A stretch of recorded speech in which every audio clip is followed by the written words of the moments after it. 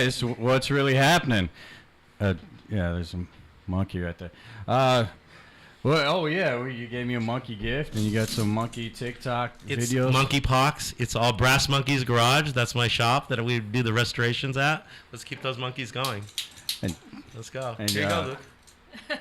Racist monkey. In the video, I had it banging against my head there. It's so racist. It is? Oh my God!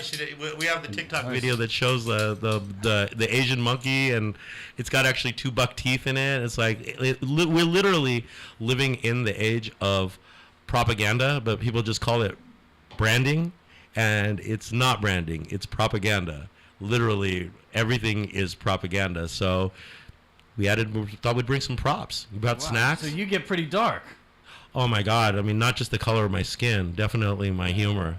You know, I don't mind making those darker jokes because I've heard it my whole life. You know, I think a lot of people don't realize that, you know, being 53, I'm definitely on the older side coming in. You're proud of your age. I'm proud of it because I survived. You know, I survived immigration. I've survived being over 300 pounds. I've literally survived being attacked twice in the last 6 months by people where I actually have had knives pulled on me and my face scratched. Oh, I was just going to ask you if any comedians try to stab you. In the back, obviously. That's part of the field. But no, I'm talking about where I've had actually like neighbors listen to some of the jokes that I've done, and I've had a restraining order trial like a couple of weeks ago, and it was crazy. They brought in my bit from Alameda Comedy Club, and I'm sitting there in the back, literally. I have a restraining order trial against my neighbor that lives across the street. He's on meth, so. That's a fun drug. Yeah, which makes it not good to do because it's too much. We'll fun. Definitely get some meth jokes in as we're sitting here for a couple of hours, especially being we're here on 9th Street. But anyway, he brought up my video on the screen, and I'm sitting there because we're doing this trial in Zoom, and I'm pro per on the trial, and I'm thinking to myself, did this guy literally bring in my video? And the first part of the video is where I say, I've got this line where I talk about getting the restraining order. I'm like, fuck those white boys, like really loud. And he brought them. He's like, Your Honor, he's racist. And the judge is just looking at him like, dude, that's a trial. But in the back of this Zoom camera, I'm sitting there literally shaking like this going, please don't slide 5 seconds more because there's me doing the Michael Jackson joke where I'm actually sucking dick, you know, on the bent over backward on the back of a stool. I gotta see this. Oh my god, yeah, it was my Leaving Neverland joke, you know. Did you see Leaving Neverland? I don't think I have. So we gathered some popcorn. We gathered some popcorn around a table. Like Michael Jackson. No, you don't. No, you won't after you see this. I was just always suspicious about that monkey. Since we got the monkey theme, let's just keep it going. Because that monkey was, like, every time you heard stories about Michael Jackson and these kids, they're like, and what was that monkey's name? Bubbles? Yeah, Bubbles. Bubbles the monkey, you know? And that makes it even more creepy. That's like John Wayne Gacy creepy. Because think about it. He killed all those kids, and at least 30 of those 60 were thinking, Mommy, I told you I was scared of clowns. You know what I mean? That was their last thought before they were underneath the house. So clowns to monkeys. It's not that far. We're just staying on the theme of creepy. So he's got this monkey in this house, and he was basically just using the monkey to draw these kids in. And so he's there for 10 years, and the Santa Monica police and all that stuff, they didn't even care. You know, it's like literally the parents sold the kids to Michael Jackson, more or less. That's what the movie insinuates. Yeah, Michael Jackson, R. Kelly, the parents both wanted the kids there for a little bit. Well, R. Kelly, it was just younger girls. Michael Jackson, it was boys, and they were like 7 years old and 8 years old. And then what he'd do is he'd go and get them from Australia, because Australia, everybody's like, you know, there's a lot of poor parts of Australia. You know, a lot of people think Australia is this perfect country, but it's kind of trashy, dude. You know, everybody lives on the edges, and then the rest of the desert is like pretty much empty. It's like, you know, New Mexico. So Michael Jackson was more into importing. Yes, he liked the import models. You know, the Australian boys, because he'd get more in trouble if they were here. But if they're Australian, they don't have as many civil rights, do they? Because they're still looking to try to get their green card. Maybe they like it better. They're a tough. It's a new place. Yeah, I mean, I don't think I'd want social introductions for Michael Jackson in that way. But hey, you know, he's got a zoo. He got a. Didn't he have a amusement park. You had an amusement park. I mean, if you really think about it, it was just a big giant bait factory. I think he liked to cuddle. I can imagine Michael Jackson penetrating or anything. Oh my God, that's actually the joke. Came out of nowhere.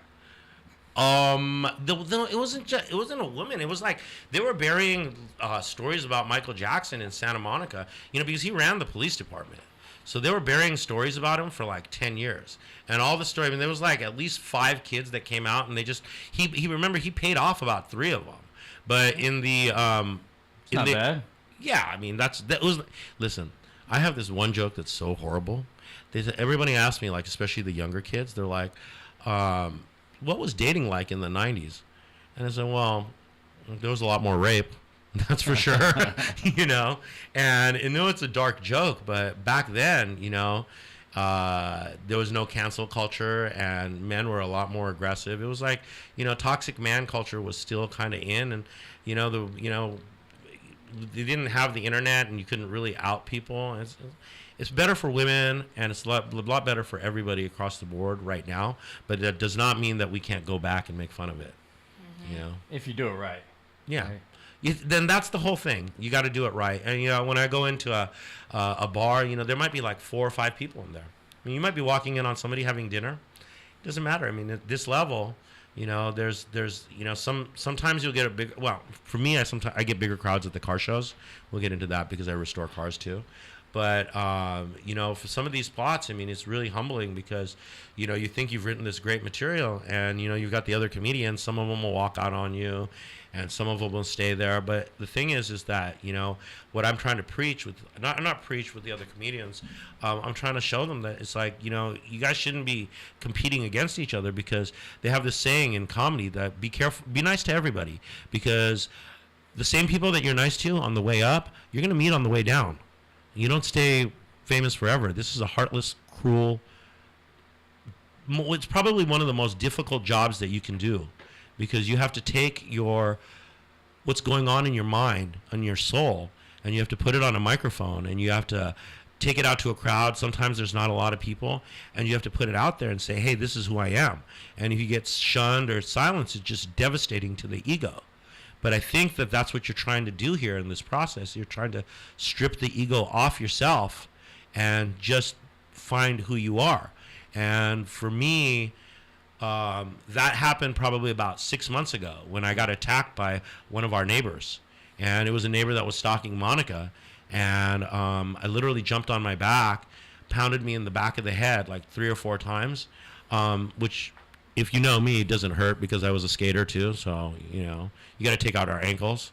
So anyway, punching this person. No, he was on the back of my. Well, what happened is 3 years ago.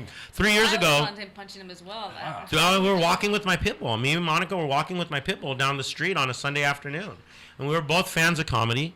I had been on Greg Fitzsimmons' show, but honestly, if I had gotten into comedy about 8 months ago, it would have been absolute shit, because I would have did the hacky Indian jokes. I do not do Indian, even though it is tempting. I will not do the Indian jokes, even though I had this traditional Indian parents, even though I've got the traditional, or I've got the entertainment background, but I don't want to do those jokes. I want to do jokes about being American, because I could walk into any store right now without opening my mouth and say, hey, you from my country? And they'd be like, what country is that?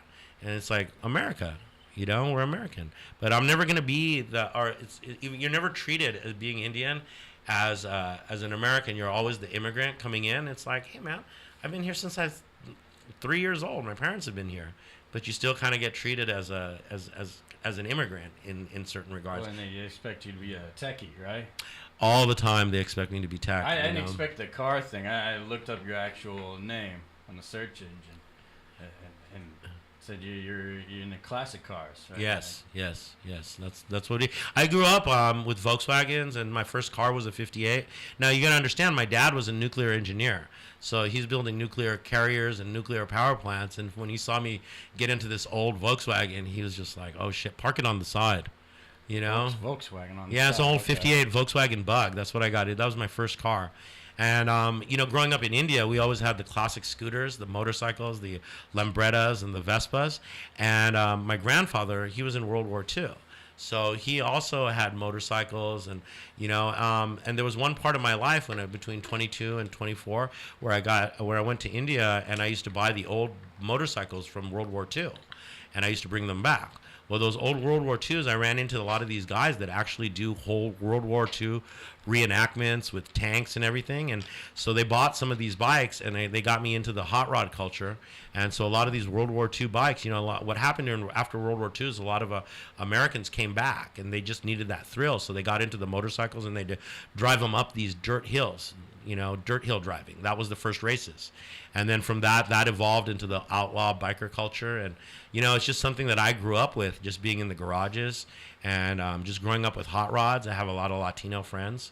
So on the weekends, or especially now during the summertime, it's August. And, I can pick up a lot of fans and a lot of followers just from going out to the car shows, which is kind of a cheat. And I didn't want to really do it because even, I can go from playing 3 people to like 1,400 if I'm hosting a VW event or maybe even a Corvair event. And I like doing the daytime events because being older, you're just so tired by the end of the night. And they probably don't expect it. Like they don't know you as the comic yet. They within a few sentences they kind of figure it out, but if you look at the cars themselves, it's like you don't want to be like you're showing off. It's like I don't take that attitude when I go in. As I've gotten older, I've just become a lot more humble, and I don't even take the cars to the show anymore. So you're pretty humble. I try, because I know that I'm just so lucky. You don't hear that from comedians anymore. Wow. I don't know. I mean, it's like. I feel like I'm lucky just because literally, if you want to know our story, it's just been crazy. I met her by Monica Lopez. Danny with the shot. Let's introduce these guys out here. How do you all know each other? So Monica, I stalked her in her yoga class. I literally followed her for a whole year. Number 2. For a whole year. She shot me down for a whole year. She had excuses like my dog's anal gland has to be squeezed. I know. And she doesn't even have a dog with an anal. She doesn't even have a dog. It's absolutely crazy. It's absolutely crazy. So anyway, I thought he was on medication or something. When I met him, I was like, what the heck? This guy's like... For the record, I should be. I have severe ADHD. Everybody can tell. I have a schedule book. No, I don't do dope. But so you just don't take a medication. Okay. I should have just unmedicated, just letting me out the world. Self-medicated. Self-medicating, yeah. So I met her that way, and then me and Monica... we had friends over at Floor, a weed store up in Union City, first retail weed store, by the way. Shout out Floor, and they had a party with Chong from Cheech and Chong. Tommy Chong, yeah. Shout out Tommy Chong. By the way, Tommy Chong, in real life, if you've heard that he's a nice guy, if you meet him, he's 10 times nicer than he even appears to be. His reputation. He's a total sweetheart. I thought you were going to say the opposite. Wow. No, I don't. It's so easy to talk bad about other people because it can you can create a beef and get more attention that way. But the truth of the matter is that we're all in one of the most difficult fields that you could get into, stand-up comedy, because it's not as great as music. I've got a music background. We can go hit a concert. Even stand-up comedians, it's very rare that we go see a stand-up shows unless it's a friend or there's politics involved. Usually we want to forget about it and go listen to some music. And that's where kind of Danny came in too. And we met at Chong, and he's been shooting a lot of music videos for a lot of the rappers in the area, and he's always going out to rappers like La Russell. Shout out La Russell. He's doing really well in the Bay Area. From the Bay, yeah, he's from Vallejo. He's wild too. He's a really good follow, by the way. And now he's shooting. Where else are you shooting, Danny? The Greek Theater. That's pretty big. Yeah. He just shot the Greek Theater. Yeah. Berkeley. He's working for Value Culture, which does a lot of events here. He shot Pato Banton's show last weekend. Okay. No, wow. A few weeks ago. Yeah. So he's on, and what's amazing is he turns out that he lives right around the corner from me. So I'm this old dude that's absolutely has no clue how TikTok or Instagram or anything really works. I'm just using it to post my cars.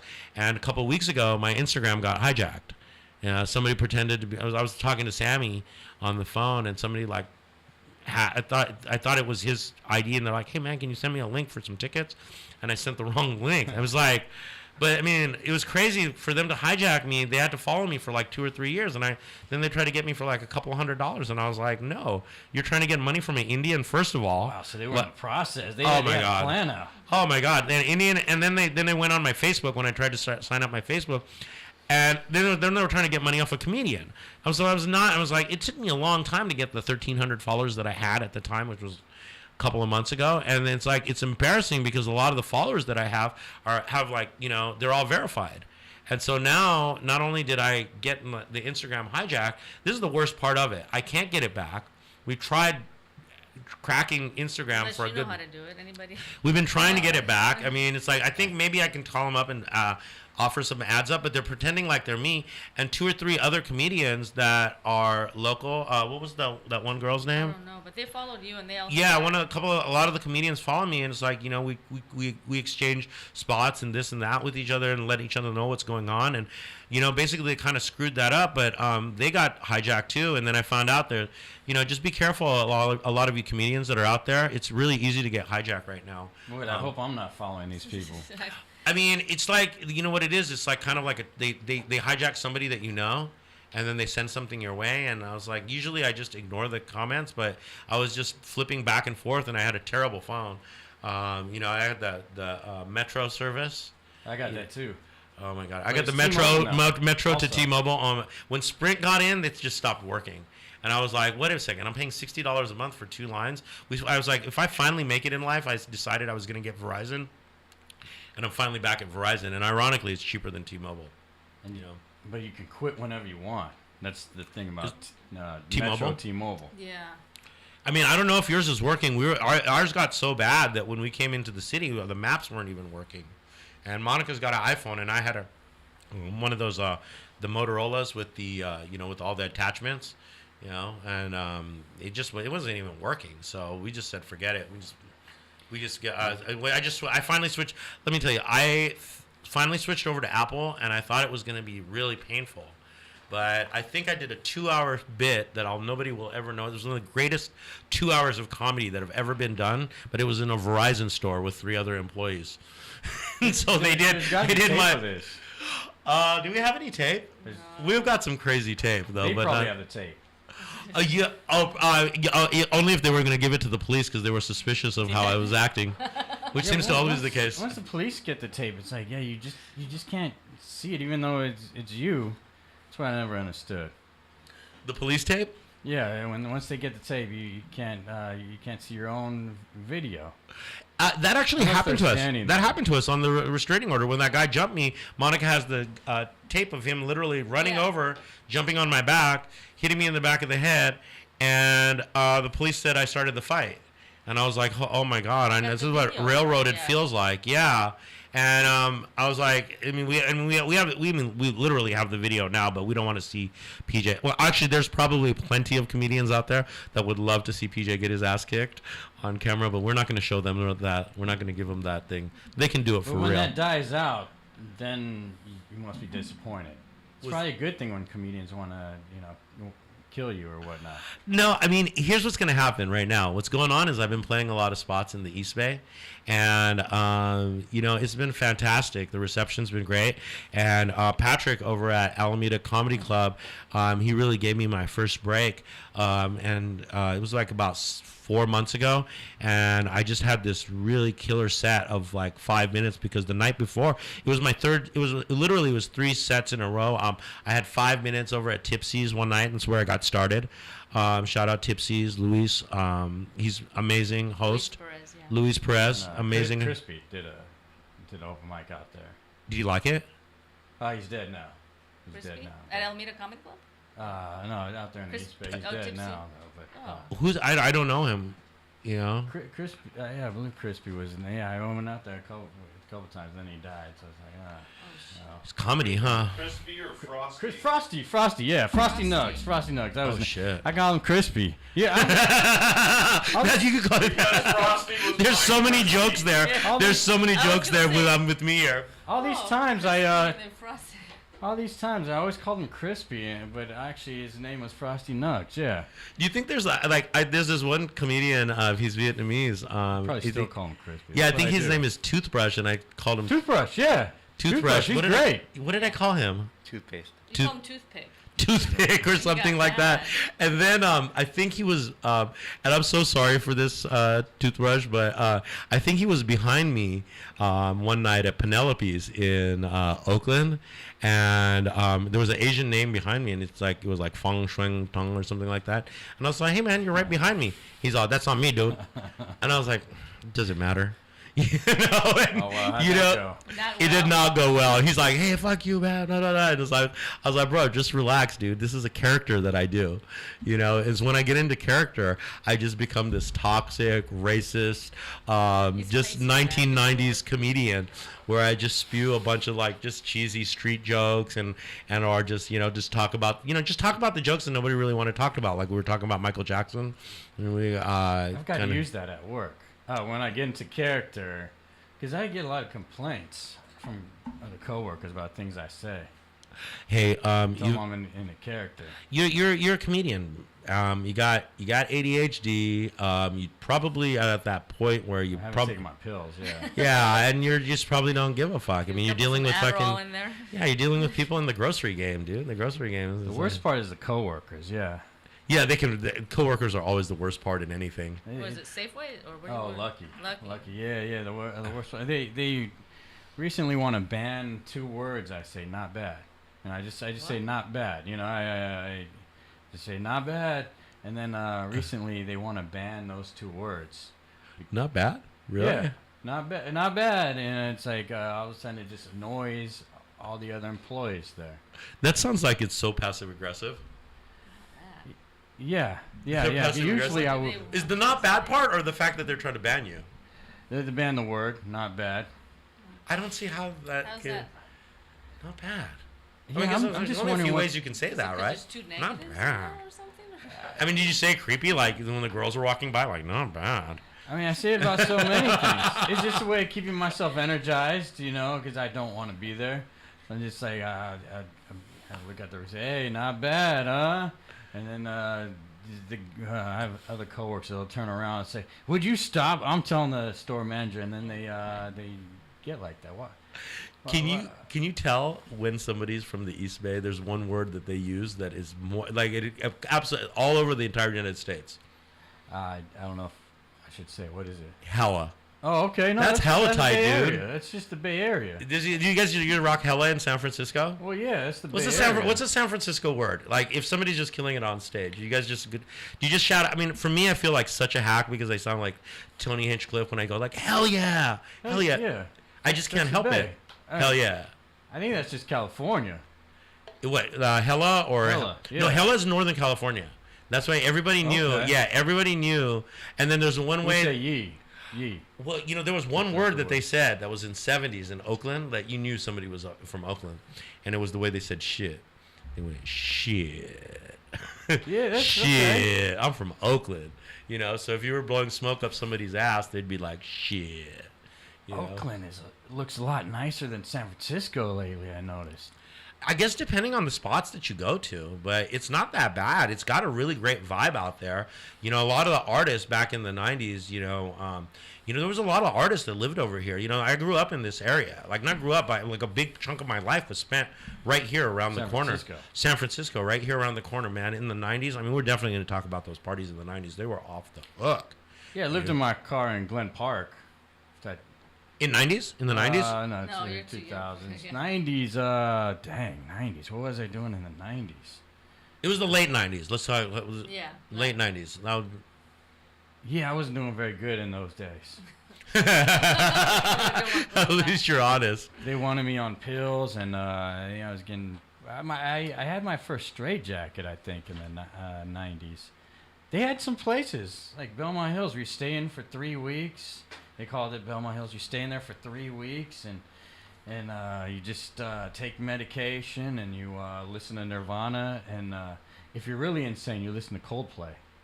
That makes sense. That's what we do You now. can take lithium while listening to lithium. You can take lithium while listening to lithium. Yeah, totally. The art becomes a reality. And we had a little basketball hoop outside if we just can't escape. It's like a patio area. It was weird because it was also connected to a senior home and like a rehab center. So like lunchtime and dinner, we'd always spend time with everybody. The old folks, the crazies, and I guess the addicts. Yeah, that was the San Francisco party back in the 90s. That's exactly what it was. You know, there was a lot of addicts still left over. There were still those guys. Remember this one guy, Diamond Dave? He used to live in the... He's a strip club DJ, right? No, he's actually an old. He was an old hippie from the '60s that lived in the warehouses down here. There was a whole warehouse culture in the '90s over here with DJs and people were living in warehouses and art. Because back then you could get a room. You'd have to be pretty lucky because the dot economy started in the late '90s, but you could get a room for $500 all day. Back in from 90. That doesn't sound good. All day for 500. No, $500 was you could rent a room and have roommates for like $500 back in the day. A month. A month. Okay. Yeah, a month, $500 a month. Okay, Yeah, that's cool. yeah. No, $500 a month back in the day. $500. Sometimes you could find places for $750 to $1,000, and it was reasonable. But once the rents became super crazy, and all these other companies came in, and obviously now it's complete. Things went kind of downhill a little bit, and then it rises right back up. Oh, yeah. And so, 90s. I remember now. 95. That's when I try to, take my life. I use those pills for the opposite effect. Holy and shit. then they worked, though, to the effect they wanted because all of a sudden, like, I couldn't kill myself. I was trying to, I kept on. It was like ayahuasca. It went opposite. Which is, I seen that. I went to a psychedelics meeting the other day. Not a fan. I guess that's age. Like you're just like, no. But yeah, I just kept trying to pop them, and then I realized my body just numbed up on me. So I was just trying to shoot the pills in my mouth from a distance, and I couldn't move. I was just like, I couldn't move. And so I guess it worked because they were depression pills. So they stop you from killing yourself. You got the right dosage. Yeah, it was like 50 pills. I should have told him, hey, so it's 50 pills a day makes it so I'm not depressed anymore. Keeps the doctors and everybody away. Just one makes me tired. But actually, it's the only time I did take the pills. I just read. I just downloaded Doug Stanhope's book, Killing Mama. I forget exactly what. Killing. No, The Mama book. No, I thought it was the It's irrelevant. Drunk. Drunk. Punch. Just whatever. Drunk Punch Love. Yeah, I just read it, and one of the sentences or one of the lines in the book is like, anyone who says that suicide is not the answer hasn't asked the right questions.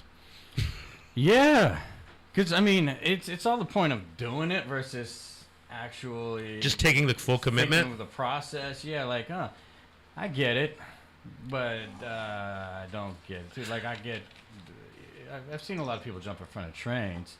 And the way they just like walk back. You ever seen that movie, The Bridge, too? Oh my God, The bro! Bridge, that was amazing. Like, I saw people they would walk back and forth, and then they go, yeah, it's time, and then they just jump off the bridge. Actually, one of my closest friends, who I not to make this podcast go even more depressing than it is. Oh, it's depressing? But I don't think so. Because we're celebrating life here.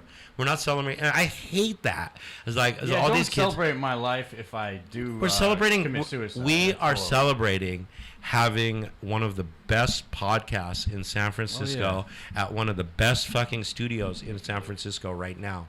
That's what we're celebrating. At 30. We're 30 minutes in.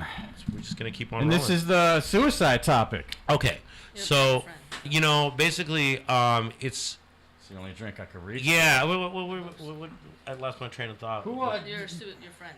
Oh yeah, Danny. my friend. Oh no, his name was Dan too. By the way, I didn't tell you the story. Yeah, shit. And he's I haven't got a picture of him on my phone. He was a good-looking guy. I mean, he was just such a poon hound though, and he was just always after girls. No, this is Dan. His name was actually it was an Indian. It was an Indian last name. He was Indian. But no, what I was getting at is back in 2008, I got this call from a friend of mine, and it said that my friend had died, and I didn't know. And I went to the funeral, and nobody would talk about how he died. And as it turned out, he jumped in front of a train. Yeah, and I was thinking to myself, shit. There's so many funerals these days that I have to be selective. I think, how well did I know this person? Do I feel like it's connected? That memorable of a thing if I go to their funeral? Because there's so many people dying these days on this show actually. So I hope you. This is why it's good to meet everyone. I had Jim Mullen, a friend of mine, I did karaoke with. He was supposed to come on the week of, and then he died. Some rappers, Tony Gore, I had on the show. He died. Cuddy Banks, you guys. Heard the name. Cuddy Banks. Yeah, he got shot up at the Hillsdale Mall trying to get some cash from the ATM. There's You can see my face right now changing.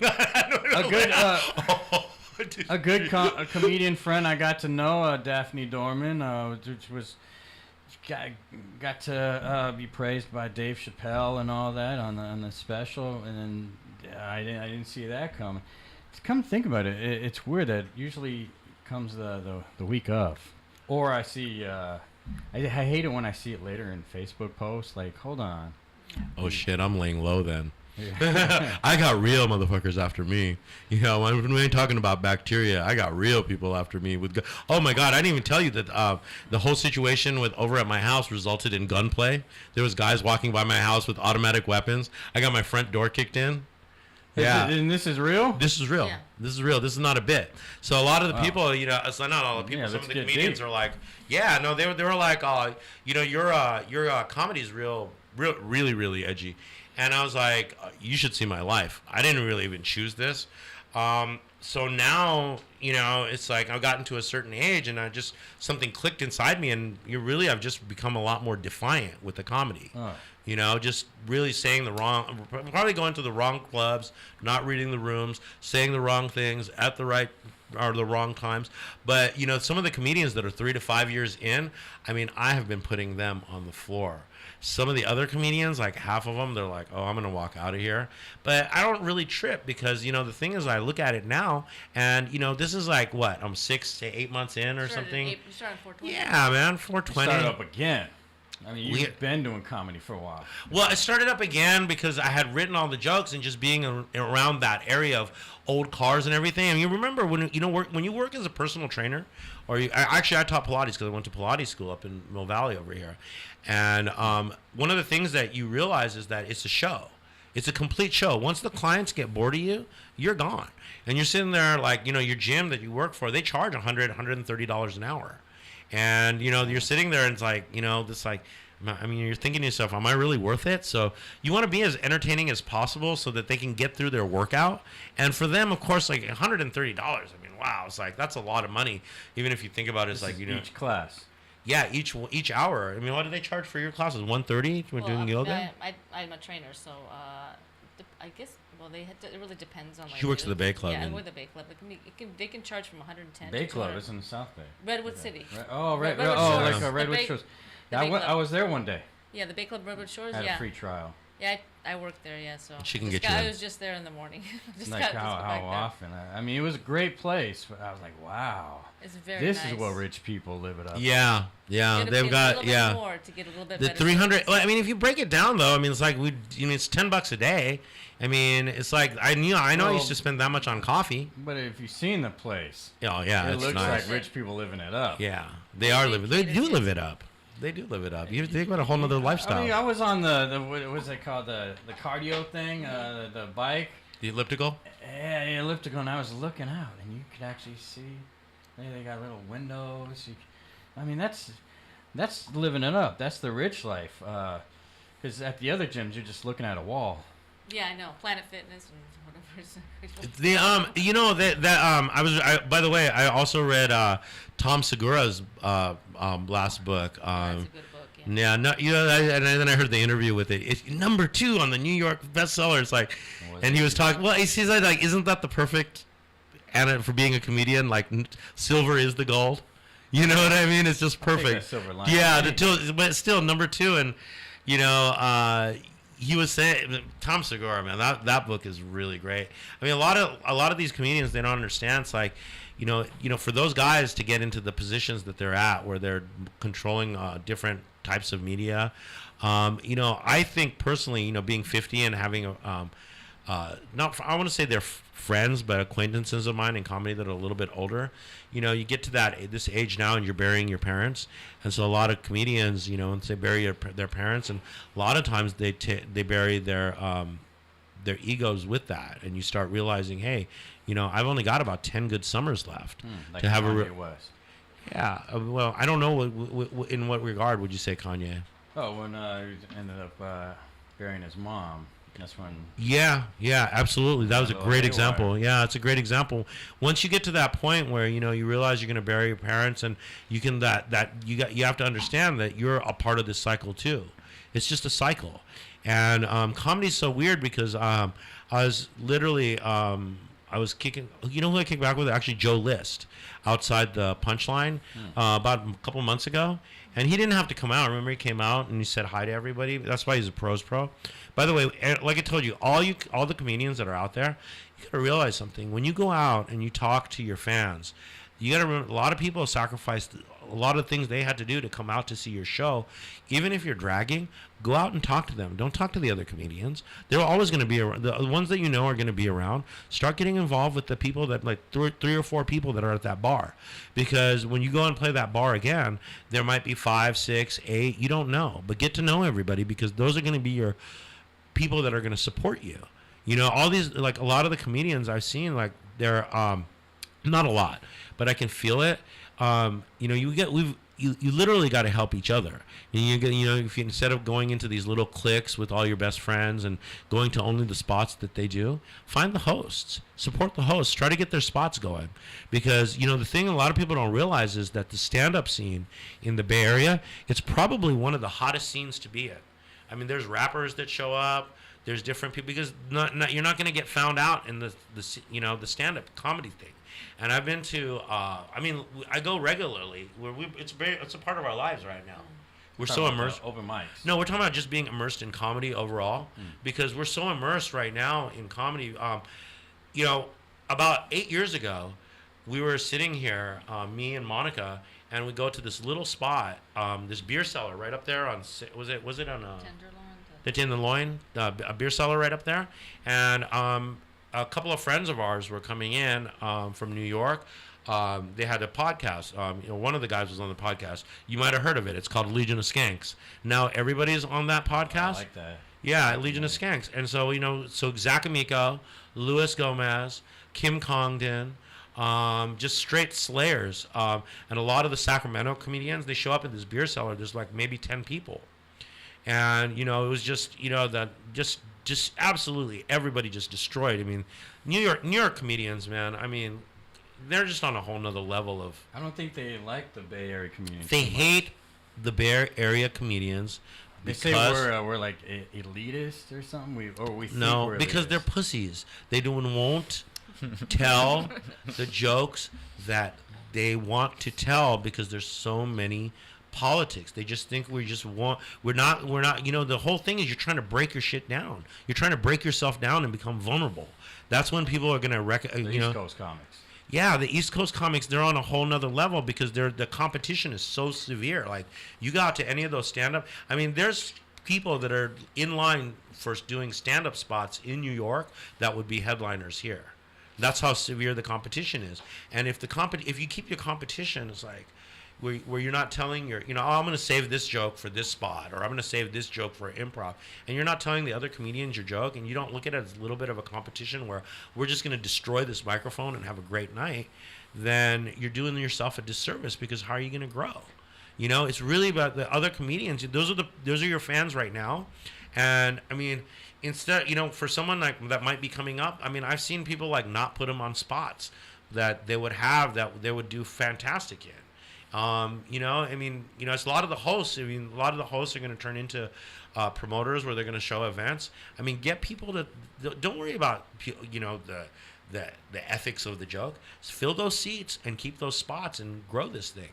It's going to be really amazing. It's growing as it is. I mean, from when we first started to what it is now, what have we seen? Just an influx of like a lot of comedians, and it's an attainable dream. It's an attainable dream. The thing. There's a lot of comedians. 10 million comedians in the United States, apparently.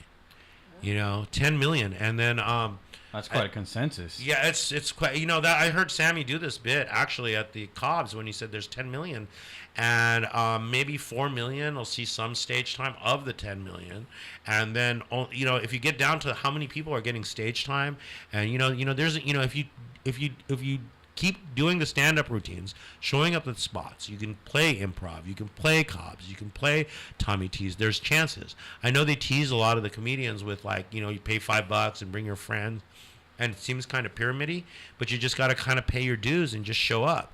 And the people that are shitty will kind of like fall off, and the people that are good, you're going to surround yourself with. Yeah. Okay. Wow. That brings up two things. What can you be shitty and still be great? I notice there's a lot of there's some comedians out there that are praised out here. Well, yeah, they're put at the gigs as someone big, and they're a horrible comic and a horrible person, but it's just maybe about who they know. Like, Yeah. I've even maybe I'm just judging this person, and I listen to their jokes again, and I'm like, that is horrible, especially if I'm at a showcase.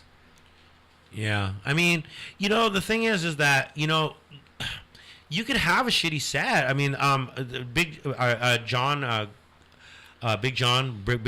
he was telling me this just the other day. I mean, he gave me some advice, and, you know, he said that Doug Stanhope told him, he's like, you know, depending on the crowd, depending on your buzz, depending on where you're playing that night, you're just not feeling it, so you could pull back, and you know, so a lot of times, you know, you actually have to see people perform at least a couple of times before you get kind of a vibe of where they're at in their career, or where they're going. But you know, you could be shitty one week, and all of a sudden you could read this amazing book, or you could meet a person that influences you, and all of a sudden you could have your breakthrough.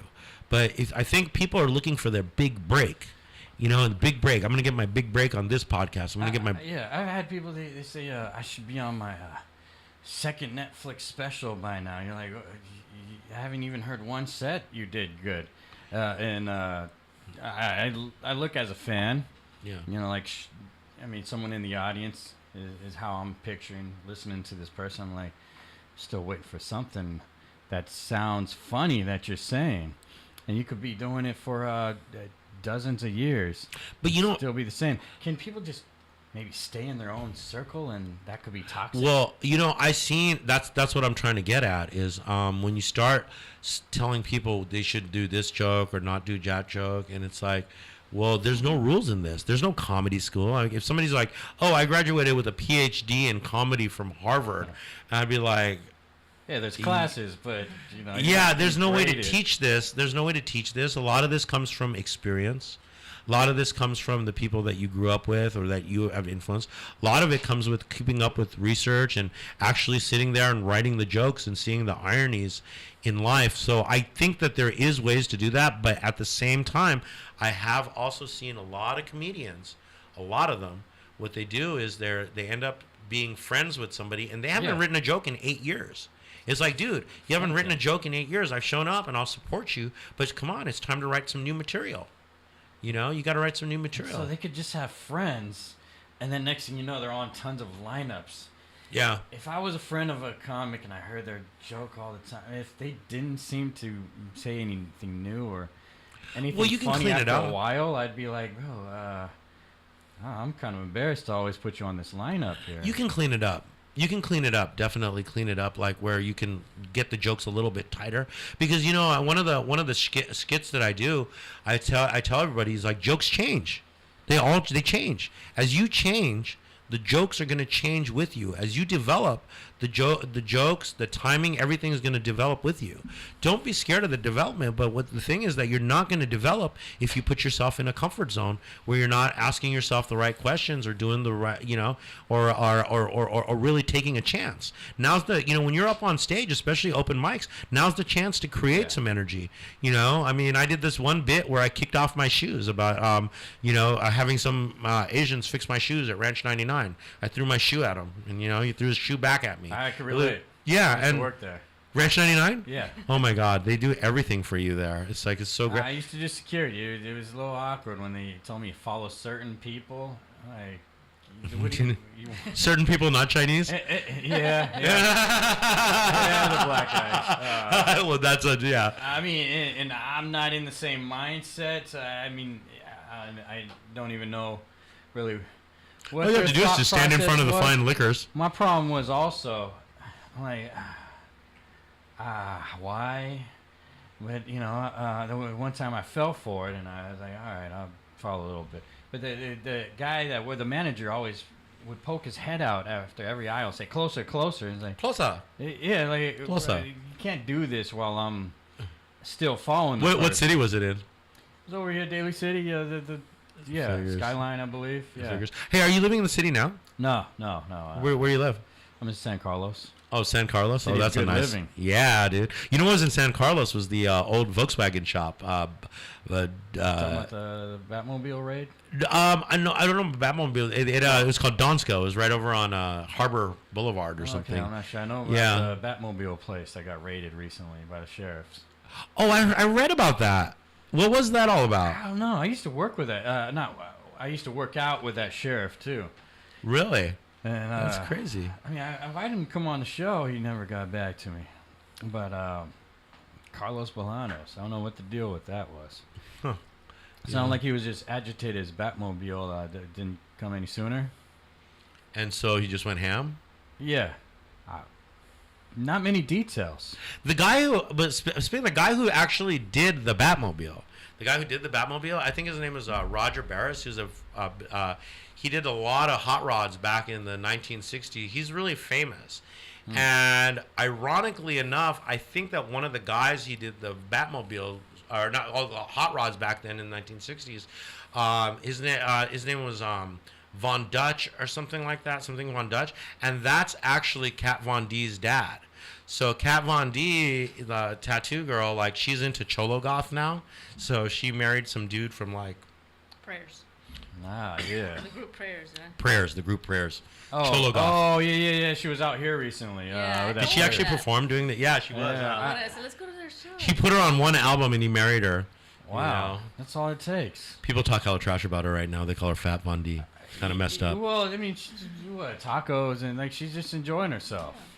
She had a Yeah, baby, so she's vegetarian. You're gonna put on some that's weight. not enjoying Yeah, yourself. come on. Yeah, exactly. Okay. I was like, a vegetarian, you're gonna put on some weight. So, You know?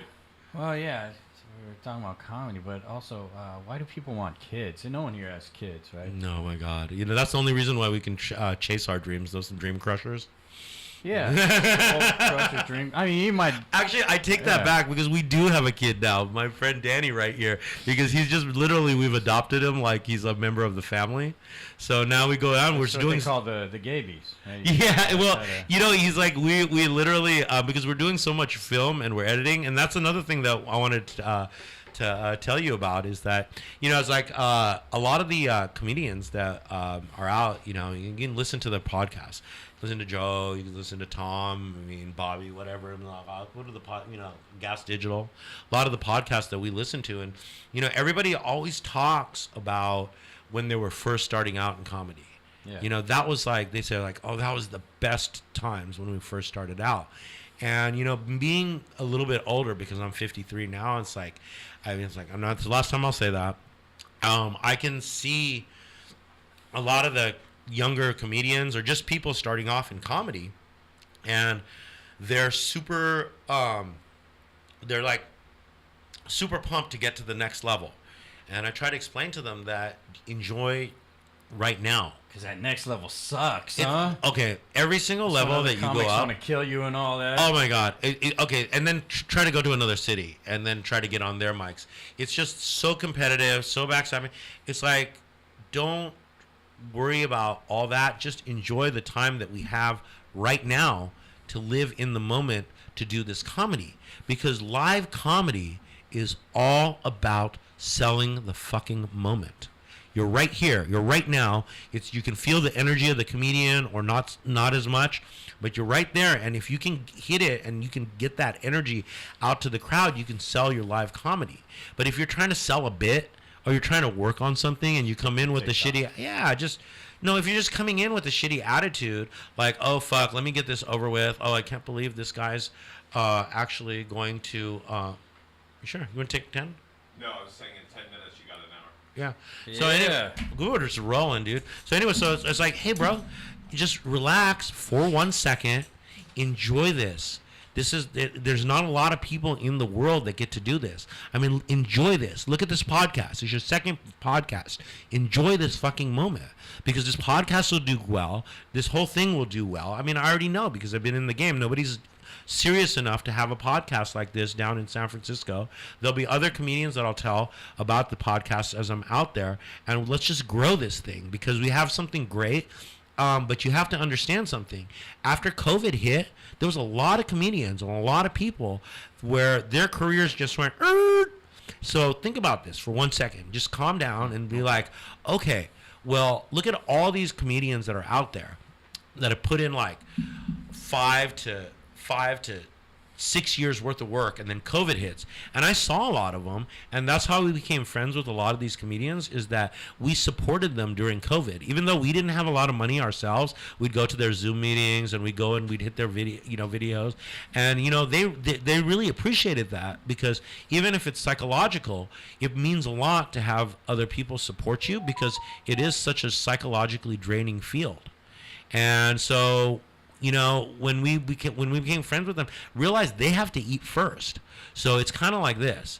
You want to get your stage time at some of these bigger clubs, don't worry about getting your stage time. Go out there and meet some of the killers that are out there, the headliners and the people that are opening for them. They're completely attainable.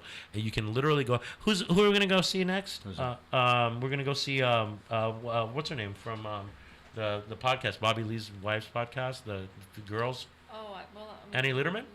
Yeah, we'll go see Annie Lederman. Okay, she's good. Okay. Yeah, we're going to go see Annie Lederman. But, the thing is, because Monica listens to her podcast all the time, let me tell you something.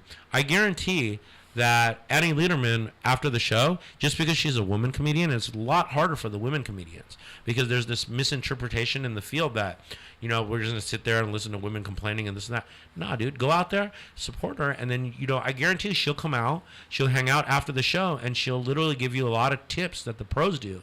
And the pros are so nice. And they literally come out after each show, and they tell you how, not only their tips, but you become friends with them. And as you come up, and they'll remember you. Believe it or not, they remember other comics because, the guys that are, 40, 50 that have been in the game for a long time, they look at it as a brotherhood. So for me, when I go out there and I meet my other comedians, regardless of what level that they're on, I'm always going to look at it as like this is a team, and let's try to put on a really great show, and let's try to save this venue and keep this venue and try to build up this venue where we can draw some people and make some money for the other comedians rather than, I don't like this host, let me go to the next spot. It's like, dude, you didn't even get warmed up. You didn't even get warmed up at this spot. You're sitting here trying to drop a 5-minute set or this set, and it's like it's trash, and then you're literally, it's what I call it's chasing the dragon. You're chasing the dragon off a great set you might have had a week before. Go set yourself up with the same kind of thing where it's a great venue with the right energy, and you're gonna probably murder. I mean, you know what I noticed from watching Dave Chappelle, and then it seemed like he just led on to others. You can't get canceled, but people are afraid of being canceled. You really can't get canceled. I mean, you can get canceled. Like, I've been kind of canceled where they haven't let me play certain spots, but I haven't been canceled because of the jokes that I do per se. I've dropped N-bomb jokes. I've done jokes about stretching asses and pedophile jokes Fisting. yeah. Oh, that's a minivan. I got that one. You know what a minivan is, right? The sexual position. No. Two in the front, 5 in the back. Wow. Yeah. Just we're talking about That's fisting. tough. We're talking about five fists. Dude, Okay, not no, five yeah, people. five fingers. Okay. That's 'Cause in the back. I guess I'm kind of I'm not that freaky because I realize I can't even do threesomes. Because God. I mean, another dude, that's just awkward. And then another woman is just like, why am I here? Like. Have you ever tried a threesome? Have you ever been in a position to be in a threesome? I'm one? 2 girls, 1 guy. Yeah. Oh, meaning I'm the guy. Yeah. I mean, back in my younger years. That was a setup, by the way. Back in my younger years. And it was I'm just. taking that joke later, by the way. It was just pointless, you know. It was like, okay, should I get going? Why am I still here? The only reason I even mentioned that is because I had a situation like 30 years where I met a couple of girls and where our mollies were kicking off after 10:15, and it was right over here, and I just felt so weird because I didn't even think I don't even think I know how to act with 1 girl, much less 2, and it's like, and then with a guy, it's like, bro, I don't know how to. When we're grown men, I don't know how to fit with you in this room. So let's just tag me when you're done. Literally, you look up on your Instagram and you're tagged. You're like, come on in. Come on in, it's done. You can just knock on the door. Hey, so I'm done. Oh my God! Can I tell you? I think, but there's a way to do dirty stuff. I mean, comedy-wise, because Patrice O'Neal taught me great things. The legend. I mean, not things I would use, but taught me great dirty stuff. Like, I never knew what a donkey punch was before. I don't want to laugh, but I've been to Thailand where I've seen, that stuff that that you heard about, the donkey shows in Thailand. Yeah. I've actually seen them in real life, and I wish I could unsee them because I didn't want to see them in the first place. But no, like Thailand, that's on a whole nother level. Yeah. Well, I hated that every time I say it's the one place I would go to. It's another country. I always get the whole, you just want to. Yeah. The girls are easy. You could get a bunch of girls like, I just like the culture, man. What is this? Exactly. Yeah. Okay. Yeah, where else can you ride an elephant in Kopang in the north and go surfing in the south? There was all kinds of great stuff. The way the way people talk about that place, that are I guess from out here, I could just imagine the elephant doing a reach round. Or something. Oh my God, the people in Thailand are so amazing. They're some of the most amazing people you ever meet. And even in India, I've been lucky enough that my dad was kind of literally like a cultural ambassador, so I got to live all over the world. And I can tell you one thing, that people just talk so much shit about other people in other places of the world. Well, go there. Yeah. We'll go there. And then make that decision. Because what you're going to find out is that most people in the world are a lot nicer than we are.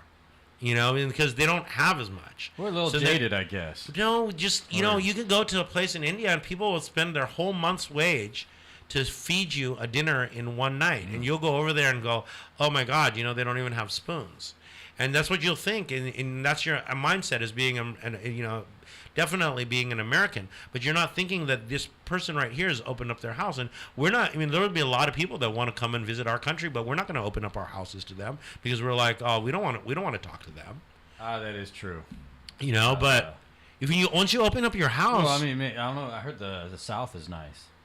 I'm sure they are. But, yeah. I've partied with rednecks. Yeah, I partied with rednecks, dude. You would think that, like, me being who I am and looking the way I do, my crowd is probably the exact opposite of each other politically. I party with Indian people. I was at a party I was going to see a rock show, but next door, because I was walking from my car, and then there was like a party next door. They were dancing and all that. I joined for a bit till they sat me outside. But they were so nice. When they told me I had to leave, they actually said, sit down and they'll make me a plate before I leave. Absolutely. That's an Indian Samosas. tradition, yes, yeah. Carbs on carbs. I love it. 'Cause I'm on a deal diet or a discount diet, coupons. And if there's not a deal, a coupon, or a discount, I don't eat. The comedian diet. You get the hash browns going at Trader Joe's. Oh yeah, Trader Joe's hash night, brown late night hash browns going. Treat. Yeah, that's when you know you're a comedian. Yeah, when you're partying. That's what me and him fucking had that hash brown thing a couple of late nights. I mean, we grow in life. Comedians they could be very shady characters. I mean, I found I didn't even realize I've needed to apologize to some certain people. Like Paul behind me, Paul Broomba. I've had to apologize. I thought I've always thought we were really good friends, and then I realized one time at the Purple Onion, I was like, wait, I did that. Yeah, I needed a ride home, and then I'm thinking we were really tight, and then I'm like, dang, I was shady. Why did I? Well, I was getting some action under the table, and then I actually took that person home instead of giving him a ride. That's San Francisco rules. That's an Irish goodbye. That's shady, though. It's an Irish goodbye. Irish goodbye. You did a great set too. You did a great set. set. But I think I was in my 20s. Hey, if you do a great set in San Francisco, and by the way, I can't wait to come out here. I know you guys are going to show me some love when I come out to San Francisco, because but some of the other comedians were like, when you go out to San Francisco, it's literally going to be like oil mixed with water with the comedy that you do. And sounds like oil wrestling. Yeah, exactly. Love it. Yeah, exactly. I'm like, that's just good skin. It's like we'll be fine. And so I can't wait to come out to San Francisco. If I do a great set in San Francisco and I lived in San Francisco, I'd walk home. Because dude, the San Francisco, man, if you do a great set in San Francisco, nobody rides as hard as San Francisco residents. I mean, everybody here just wants to have a great laugh. no one wants to be home because every place is just so tightly connected to each other. So you're like, all right, where's the next open mic? I can't be home. A lot of people live in closets too. And I pay for this expensive closet only to sleep in. It's absolutely crazy, isn't it? The rents and just what's going on. I do think times have changed because there used to be the joke at like comics are sucking people off for stage time. They don't really do that anymore, do they? Well, I do. I mean, a guy, and I have, because that's definitely the Leaving Neverland joke. So you enjoyed it, or you just needed that stage time? It was fantastic because it was on stage. I just eliminated the middleman. And I said, let me just bend over this chair right here and pretend like I'm just taking Michael Jackson down the back of my throat, like the Australians. So well, you needed that for the joke. Unfortunately, there's probably comics that were in the lineup going, gosh, I had to actually suck someone off just for stage time, and it didn't really. I had to do it in the back room. It wasn't part of my set, and here this guy is doing it as part of his set. Yeah, I mean, they were so jealous. They wish they could do it, but I was like, sorry, dude, I beat you to the punch. Gosh, and I think actually, that's actually one of the reasons why I wear the overalls during my act. It's because I've gained like 20 or 30 pounds during COVID, and I was just worried about my jeans falling off Showing your butt crack. Yeah, and then because I work on the cars, there's one time I just ran out of time, and I was like, oh shit, I got to make it to this open mic. And I left their things on, and all the kids were like, "Oh my god, that's so retro," And then I was like, so I just stuck with that bit for about a month or so. I get tired of that shit. But then but I do really love the overalls, man. I mean, one of those girls asked me, "Is like, one thing about a guy in overalls is they have a big dick," and I was like, "Not in this case, honey." Not in this case, but I do definitely have the balls for it, though. Especially getting older. You have bigger balls than yeah, they're disgusting. They're disgusting. There's like gray hair on them and shit, and they're like literally down to my fucking my knees. Do you maybe have a hernia? Actually, let me tell you how bad a shape I am in. I literally got I have a hernia, or not a hernia, but I threw a herniated disc right now in my back from coughing from smoking weed. I was in my backyard the other day, and I just went, and then all of a sudden, ow! And so now it's bulging. But you said weed. I'm too bad we're live because you said, you said weed. We're not supposed to say that. No, just it's kind of weak to cough from weed. It must have been some good stuff, though. Was it a Jeter? You know was what? It a Jeter? Oh my God! We have the best weed right now. It's the best lesbian weed in the Bay Area. I heard about that. Yeah, it's It's actually Danny's got the shirt on right now, the Misguided shirt. Yeah, Misguided. We've been smoking some from her that supplier. And I guess actually, like right now, one of the strongest strains out is supposed to be lesbian gorilla, which Lesbian gorilla. I heard some comedians talking about it, but that could be just. I love. What? Okay, so he's just showing me some weed. Obviously, we're all weed smokers here, so it's all good. I love. It's all good. So his shirt, misguided, talking about the weed. It's showing how dangerous kids are. Oh my God, they are literally misguided youth. Misguided youth, especially hanging around guys like us. Like we're gonna show them the right way to do things. We're comedians. Pretty much just do everything the opposite, Danny. I mean, okay, I guess that's getting away from comedy. But okay, so I praise, I praise the Lord that I haven't had kids. So that's church. That's another topic. But also, family-wise, my mom's always told me not to have kids. My upbringing was very different. So many things, very confusing. But as a way of probably telling me not to have kids, she left me very confused. She said my dad was dead. She said she bought me for 10 cents at the nursery, at the gift shop at the hospital. And then after that, she would keep pointing and saying, "Oh, that could be your dad. That could be your dad." It seemed like every panhandler from California is my dad. She was fist bumping all the homeless people walking down the street. She's gonna hate that. She's already told me she hated I said that before. But that's what but to make her sound better, she said that about the Bushman in San Francisco once. And because he passed by, he was like, yeah, that's what he does. He gets in a bush, he tries to scare people, and then every song's got one. And she said that could be your dad. And like, I found out the guy has a nice house in Sausalito. He's dead now. Oh shit! But that would have been nice. So I mean, some of those people she pointed at were great. But then I did meet him 9 years ago, I believe it was. Saw my grandpa was in the front page of the paper at a funeral going on. And she convinced me to go there. I was like, I didn't get invited, but I met him. And honestly, okay, so she said never have kids. She said, would you want another you? And I thought about that, and no. But then, obviously, he didn't want kids either. So I do feel like that's a great thing he left me with, was, because he actually calls his wife's kids his, daughter and all that, and they call him dad. And he met them in their 20s. So he obviously didn't want kids, and so that taught me, I was like, you know what, I can relate to him. I would never leave my kid, unfortunately, but because he never wanted kids, I can relate to that. Like, wow, he second taught me a lesson there, not having kids. So should I go visit him? I'm thinking about it. I'll tell you something right now. One of my friends who just keeps coming by and disappearing, he had a kid, and there's like this line where they go, "I'm gonna ghost you." Ghost. Well, ghosts come back, right? Yeah. They come back and they'll haunt you. Not bad dads. Bad dads. So anytime I say I'm gonna leave someone, I said, "Deuces, bro. I'm gonna bad dad you." Actually, I'm now that I'm hanging around with a friend of mine that's Russian, I give him a strong das vidanya. Das vidanya. Das vidanya, dude. That's just like a greeting? Yeah, no, das vidanya means deuces in Russian. Oh, okay. Anyways, back to what I was telling you. So two of my friends, I've had other friends that were bad dads. They just dipped on their kids. And the problem with it is that you can't dip on paying them. And so... Yeah, he didn't pay anything. So now it's like 20, they've a couple gone to college.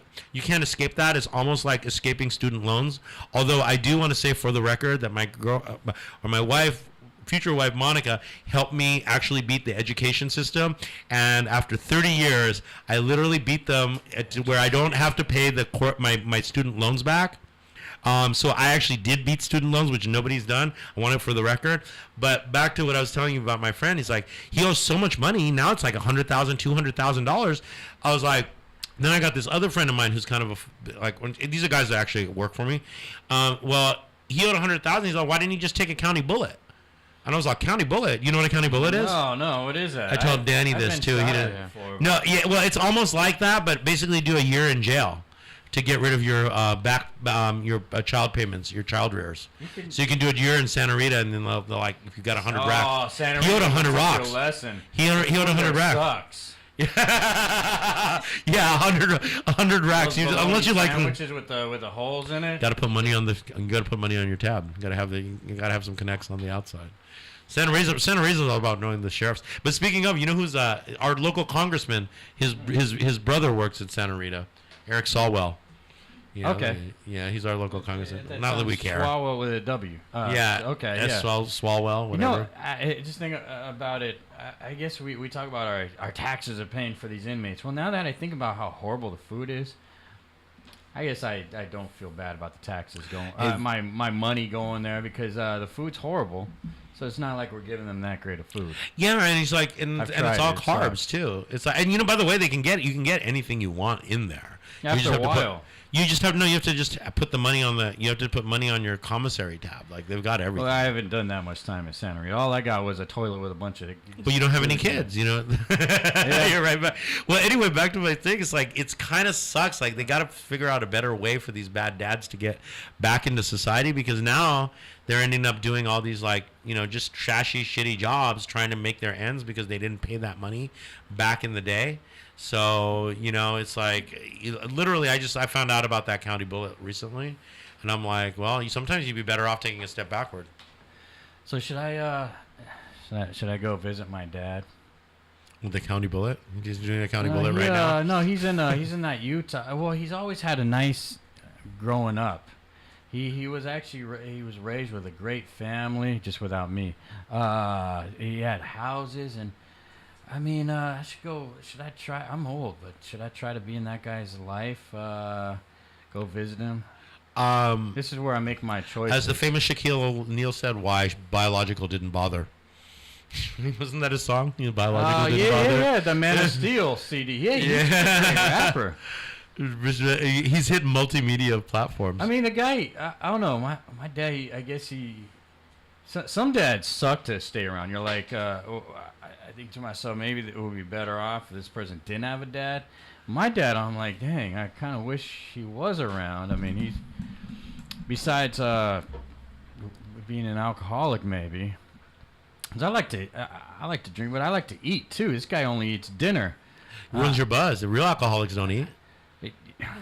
I mean, I went to visit him once, and yeah, he doesn't. That's what it is, probably. Ruins your buzz. Absolutely, yeah. See. Well, in Utah, it's harder to get liquor. Dude, I didn't even drink before I started doing comedy, and now I'm literally drinking. It's before 12 o'clock. I've literally turned into a raging alcoholic. It's like, where's the cocaine next? It's like, I would probably be doing more lines of cocaine if there wasn't fentanyl in that shit. You know what I mean? It's like... Yeah, it's horrible, the fentanyl. Fentanyl is like such a buzzkill. It's worse than Vice. Well, You can always take Adderall. Yeah, Adderall. Yeah, I've got neighbors on Adderall. That's a whole nother that makes story. you tired. And creepy. So I went out to visit him once. He gave me a little bit of material. Like he talked about there's a town named after a frozen penis in Utah. The Native Americans had some kind of fight out there, and all of a sudden there's this guy laying down, and they go over and they lift up his loincloth and they Wasatch, and Wasatch means frozen penis, and the guy just had an erect frozen penis, and that was they named the town after that. He told me about the people that ate themselves out there, 8 people out there, and we got pulled over, and we got away with a DUI. What the fuck? Yeah, he had me hold his beer. His wife had me hold her beer, and then I had my beer, so I couldn't Which hold state? it all. Utah. Wait a second. That's a Mormon state. They don't even drink out there. You gotta buy it in like the special places, I guess. They have to drink. They're But white. we got so that I want that privilege. Like I mean, the cop just said go about your way. You know how I've had to learn how to get away with stuff out here. Well, that privilege goes the opposite with me. I got pulled over 3 times when I put my hair in a cornrow. Like 1 week. I'm like, hey, I got a BMW. I shouldn't have put my hair in a cornrow though. That's I was trying to get at that so sister. okay. I was thinking about getting braids. So that's or dreads. So They were fake too. I got the plastic weaved in. Like I had the fake dreads and shit. It was so cheesy. The only thing I needed for that collection was the fake, the hazel contacts to go totally 90s. You know what I mean? Just match them up, Stacked up the shoes. So, as a comic, I've noticed this lately. I'll get show invites. Huh? It'll say best of the Bay Area. And they have no lineup, and it's $25. It costs a good amount of money.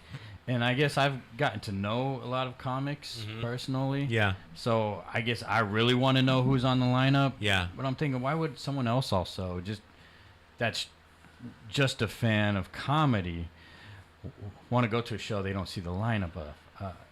I don't and get $25. I don't get it I think personally. it's worse maybe when No, I do see a lineup. I 'cause think I'm like, that $25 still. Yeah, I don't. Here's what this is kind of what I'm kind of took out of it. It's like, okay, so you go to the show and the best of lineup, so you get the guys that come in a weekly, right? Like and so they're gonna have a certain amount of people that follow them. So they're gonna show this like weekly lineup best 25, and they're gonna bring their friends. Well, if they bring 10 of their friends, then they're gonna get this like in the improv. If they bring 10 of their whole family shows up, they're gonna get on stage. And I know that they said that they wouldn't get on stage, but I literally seen it in the back, like, so now it's become a pyramid scheme. So now you go to these different comedy venues and they just want you to bring a bunch of your people, and it's not really who's the best comics, it's who knows the most people or can bring the most comics. And then on top of that, it's not even necessarily like you're going to be limited on the jokes too. Like, you can't do certain late night jokes, and so now you've got these open mic comics that really don't know which jokes that they should be doing and when. So there's a good recipe for disaster, and I'm hoping that when that disaster hits, that we'll have that camera on, because me and Danny and Monica, we've been like kind of behind the whole scenes, really trying to film what stand up, just not aggressively, just like, the different comedians and different moments. And we've been trying to capture those moments at all these venues all around the Bay Area. And I mean, let me tell you a great story. So a couple of weeks ago, I'm with my friend who's, because I build these cars, I build some really nice cars, lowriders. I've been doing it for a while. So with my friend, and I don't want to throw out names, but I'm not going to say his name. He was the mayor of Los Gatos. So we show up at this pizza place in mind you, there's kids in this pizza place. And then there's kids it's like 4 o'clock in the afternoon. Yeah, we're talking to the It's 4 o'clock in the afternoon. So anyway, so we show up this pizza place, and literally one of the comedians, I forget, she's known for bringing out her vibrator. She pulls out her vibrator right in the middle of the set and starts going at her vibrator, legs open, on the ground, 4 o'clock in the afternoon at Mountain Mike's Pizza in Campbell, in front of the my friend who's the manager, who's there mayor of Los Gatos. Actually, he's the city manager now. He's there with his girlfriend, and I did what any normal man would do. I gave her a standing ovation, and I've never given anybody a standing ovation. Because she went for it. Yeah, she went for it, dude. She went for it. There was nothing there for her. She's like, you're my inspiration. There was nothing there for her that day. There was nothing there for her to come into. But we saw that. And when every night, when I know it was a great night of open mic comedy or comedy in general, because I think to myself, what have I done? How am I here? So there's always the vibrator. She always brings it. Should we shout out her name? Yeah. It's Leslie Lang. Yeah. Yes. Oh, okay, good. She's not a mobile comic. Yes. Yeah. She's. So I give her a standing ovation, because I thought it was so ballsy to do that in front of a few of the comedians she knew, but she was around me and Danny had the camera and some other comedians, and she didn't do it. And my friend Josh threw it, and I just wasn't expecting that on an open mic. Too. Yeah, Josh was also a comedian. And that's really the main thing that I've been really trying to focus in on, is really, support your local hosts and support the hosts that do all these open mics, because we are really going to build something amazing and something nice. And maybe this is the second episode, and maybe like a lot of people might not even see this shit, but I'm telling you, I'm going to come back a year from now. I'm going to come back a year from now, maybe not even in the studios, and I won't be on, and we're going to have something amazing going on. You'll be like, what the fuck just happened? Well, what the fuck just happened is that we just told each other about what we're gonna do, and we're gonna all the comedians that are really serious, support the guys that are coming up too, because they're gonna support you, and it's gonna be one big giant support structure of really good comedians. And this is we're gonna start the post-COVID crowd. The guys that were here before COVID, they have to eat first. because they had their careers wreck right when COVID hit. So they have to eat first. So you got to push your friends that are a little bit ahead of you, get them some stage time, and just shut the fuck up and wait. Let them have their time. You'll get your time. Just concentrate on your jokes. You're not going to get dogged out because all the other comedians know who's good, and anybody can throw a showcase of really good comedians on any night and any place. It can be done. It's just like we used to have parties in San Francisco. You don't need the best DJs. You just need the good DJs. It should be all about some teamwork too. Like it should be. I like you never know. Like you're like you said, the brotherhood and all. It should be like a real one, not a You're never gonna get justice brotherhood. I mean, I've had I've seen people come and go. Reggie Matthews, I had him in the other room when I was here, and now he's no longer with us. So it should be it should be that brotherhood of teamwork. This shit is so hard. Everybody knows that it's the hardest thing to do in the world because you're competing against music. I mean, this isn't about like 20 or 30 years ago where you're just, you had your people that liked, your chuckle fucker crowd. But this is it's different now because now everybody thinks that they can go into a different media by, okay, I'm going to start doing the stand up. Now I'm going to get myself a podcast. You know how hard it is to do a podcast, a quality podcast? Look at all the equipment that's around here. You have to make a complete commitment, not only in your equipment but in your life to do this, because one half of this comedy is going to be you writing jokes. There's going to be another half of you getting on social media. You cannot escape social media as a comedian right now. It has to be a part of your vocabulary, because otherwise it's just going to be a hobby and you're going to end up playing these small rooms. You have to have your social media. It was what's his name that gave me the advice, because his TikTok really made him blow up. It was Sam who opened for Sammy the other day. Not Cody Ko. That was a nightmare. I like how you talk about Sammy Obeid a lot. No, Sammy's a good friend. Yeah, he's a great comic. Oh my God, Sammy. By the way, himself, completely humble, accessible, just a great guy overall. British John, he's been super nice. British John got me to go all the way to Kill Tony. He got me in and Kill Tony, and at least I got a chance. I mean, my heart never raced so fast. I mean, if any of you comedians get a chance to fly out to Texas and get out there before the show, you should just really do it to see what the energy of stand-up comedy could be. It could be better than we have even in Texas. Yeah, I felt like some people still got their pandemic jokes, like not jokes about the pandemic, but still they just still reserved them and kept on that same line and didn't escape yet. I think psychologically, as a society, we took a big hit.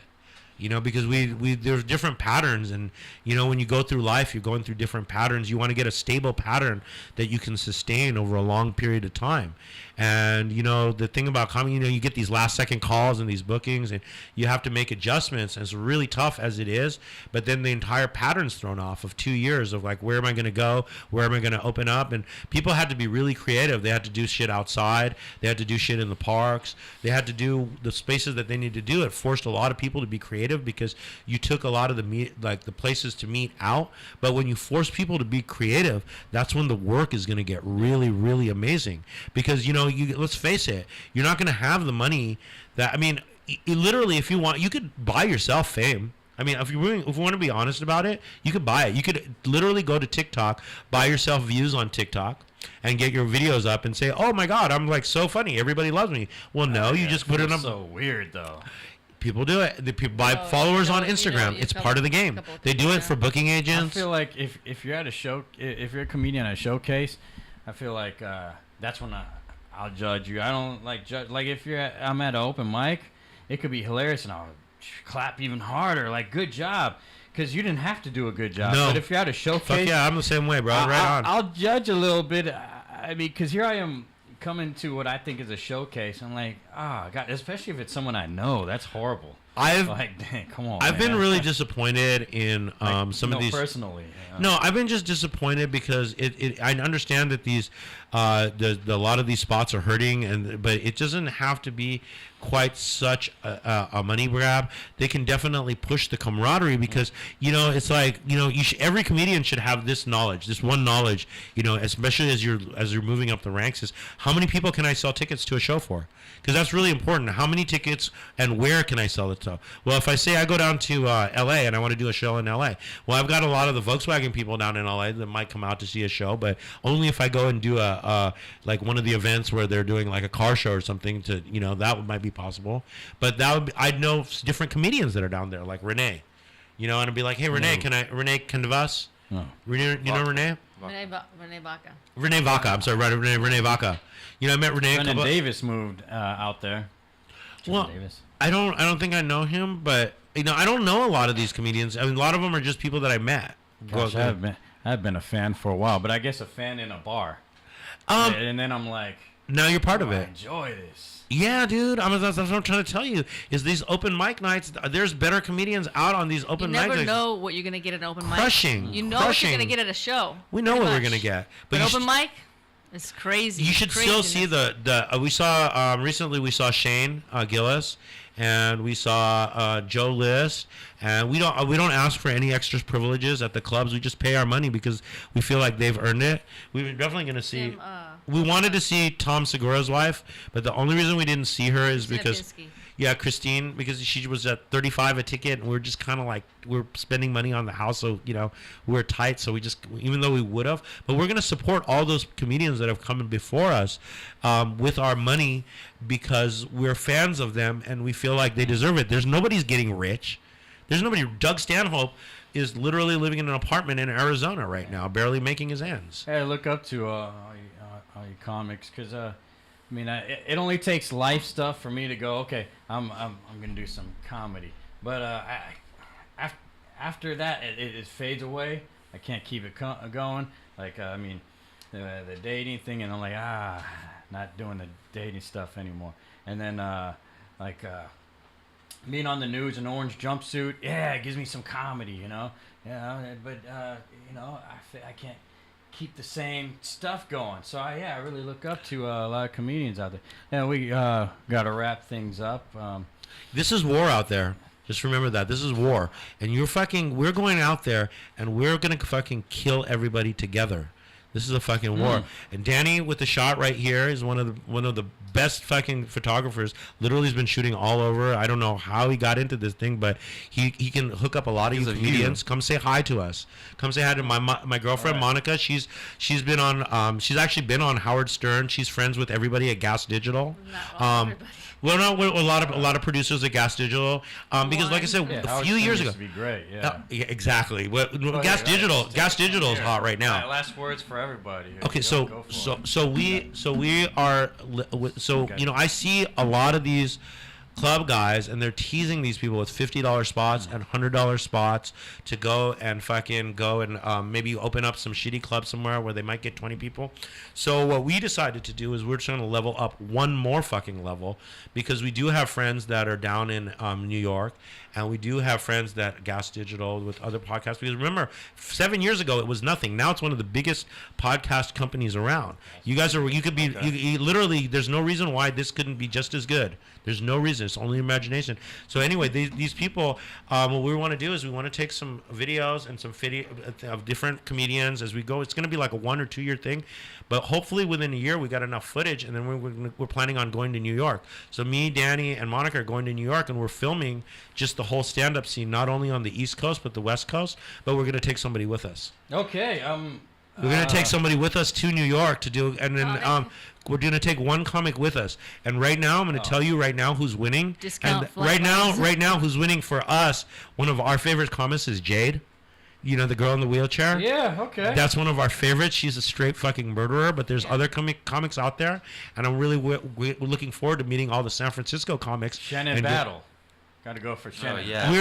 Anyone that can hang with the cutthroat comedians of New York, they will literally cut out your liver and give it to you to eat, and feel good about it, and so.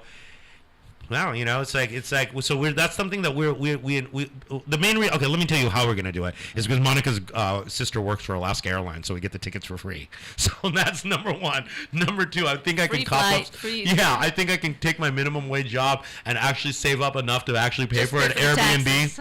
Yeah, for an Airbnb somewhere in New York, and then I think we can have some of the people at Gas Digital hook us up some spots to do and just make it a cross promotion type thing. Okay, yeah, I could let you know who might. Dude, we're not going to be friends stab for you. life, bro. I mean, because no, I know I know a lot of comics personally. There's a certain ones that will actually Taylor will stab you. But there's the great ones like Shannon Battle. They just Shannon have to kill Battle, in New great York. guy. You know, then we have to set the whole thing up with the promotions from New York. It's just, it's something that we talked about. It's something. It's not even necessarily a dream, but it's something that's way attainable. It's way attainable because, like I said, we can get the tickets for free, and then getting the spots in New York, we just have to reach out to some of the comedians out there that are more than willing to help us and say, hey, you know what? Some of you New York comedians, if you want to come down here and do some showcases over here, come and crash over at my place. Let's just build a community.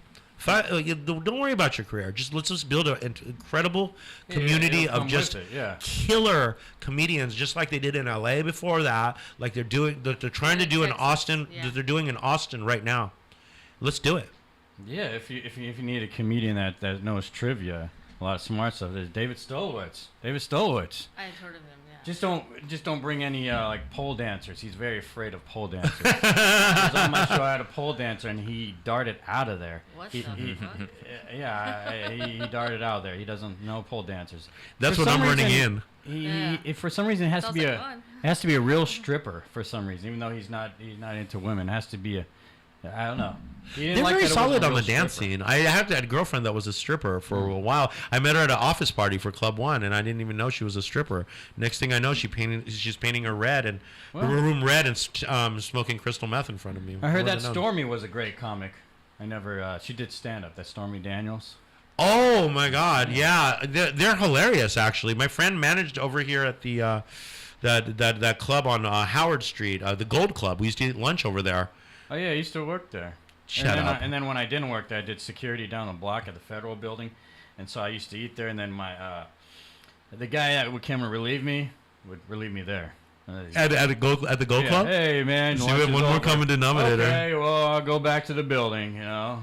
That's the thing about San Francisco. It's such an amazing city. A lot of emotional strippers there.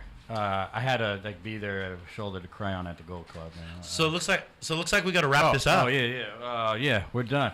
We said where your stuff is, right? We're all good. Yeah. We're gonna smoke now. Those plugs in there, guys, for All right. sure.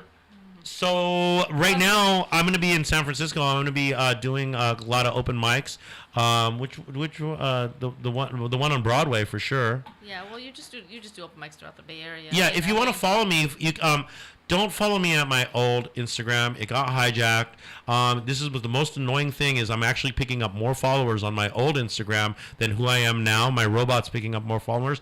I'm at Pinaki Nath Joadder on Instagram and Pinaki Joadder on TikTok. If anybody wants to reach out and wants to be a part of this, don't jump in front of the cameras and think you're going to get a free trip to New York. It's going to take a long time, and it's a process. I know how you guys gossip. Go ahead, man. Oh, there's nothing. I just teach yoga. I'm a personal trainer and I teach yoga. But you can always, have any questions about anything, yoga, fitness. I manage him. So, but you can go to Monica Lopez Yoga. I have an Instagram account, Mo Yoga, at Mo Yoga.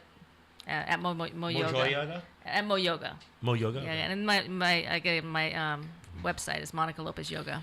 You could find me at Danny with the Shot. I do photography for comics around the Bay and the music scene, and yeah. He also does NFTs too. If anybody's interested in NFTs, he's the literal NFT expert of the Bay Area. Yeah. Okay. Yeah. I have no idea what NFT. Your special NFTs. We had to shout that out there. And dang, that time went by quick. Yeah. We told you. What's really happening? I didn't expect. No, so We're happening. We're happening. There's so much I gotta talk about all next. of us. Like relationship. Now I'm gonna just talk to the next person and act like it's you two. Because I wanted to talk about that. She's my, just Doug Stanhope had bingo. I've got my, I had bango. I see all these guys, they have these bangos, but I got a real bingo. So if you guys get out there, a bingo doesn't like have Doug to be Stanhope. a girlfriend. It has to have to be a comedian that can. You two are getting married, right? You were getting married. We've been together 7 years. That's so stupid.